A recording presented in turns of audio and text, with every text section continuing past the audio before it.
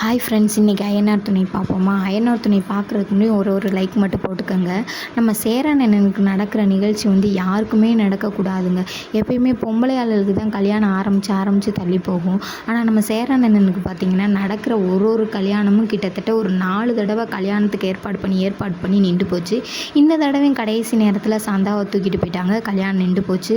அந்த அண்ணன் உடஞ்சி போய் நிற்கிறாங்க. அப்போ எல்லோரும் ஆறுதல் சொல்கிறாங்க. அப்போ அண்ணே சொல்கிறாங்க, நான் என்னடா இதா, நீங்கள் என்ன ஆளாளுக்கு வந்து எனக்கு என்னமோ ஆறுதல் சொல்லிக்கிட்டு இருக்கீங்க, போங்கடா அப்படின்னு சொல்கிறாரு. ஆனால் அவர் மனசுக்குள்ளே இருக்கிறது ஃபுல்லாக அந்த சந்தா பொண்ணு மட்டும்தான். அந்த பிள்ளை நல்லா இருக்கா, அந்த பிள்ளைக்கு எதுவும் ஒன்று ஆயிடுச்சா அப்படின்னு பயத்தில் இருக்கார். அந்த பயத்துலேயே அவர் முகம் பார்த்திங்கன்னா ரொம்ப டல்லாக, ரொம்ப பார்க்கவே ஒரு மாதிரியாக இருக்குது.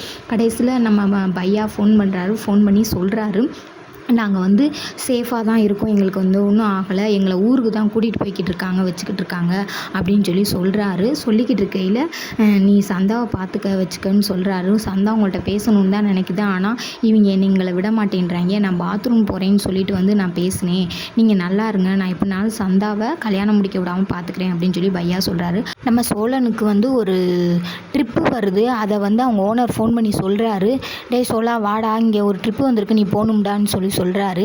எனக்கு என்னவோ அந்த ட்ரிப்பு வந்து இந்த ஹிந்திக்காரவங்களோட ட்ரிப்பாக தான் இருக்கும்னு நினைக்கிறேன்.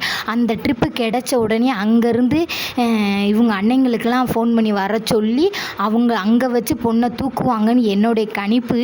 அது நடக்கும்னு நான் நினைக்கிறேன். ஆனால் நடக்குமான்றது எனக்கு தெரியல. எனக்கு தெரிஞ்சு சோழன் மூலியமாக பொண்ணை தூக்கி உடனே கல்யாணம் பண்ணி இந்த மாதிரி கல்யாணம் நடக்கும் நான் நினைக்கிறேன். கண்டிப்பாக இப்படித்தான் நடக்க வாய்ப்பு இருக்குது. ஏன்னா என்ன யோசிக்கிறாங்கன்னே தெரியல. இதோட 2-3 தடவை கல்யாணம் வச்சு கேன்சல் பண்ணிட்டாங்க.